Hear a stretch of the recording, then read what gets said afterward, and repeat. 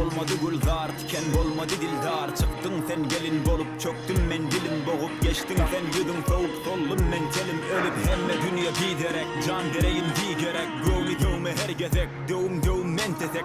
Aşık bize çekti kara, bilip hukuk kalbi yara. Fikir harap, köyne şarap, dili çöküp baktı kara. Ben giderim son bir karada, öl haberim yok halimden. Güne dargap dargamata, gülmedi gitti yadımdan. Gecele yatsam dam gözümle, gideceğim taşlaşa yanımdan. Bir defa durdun, mun defa kemdir, geçtim sana men zanımdan. Gözlerimi bağlap, diğer dağlap, zeyreni bağlap darganım. Yadım yadlap, daim bağlap, yüreğim dağlap arganım. Alma yollum alma, nezip derdi alma.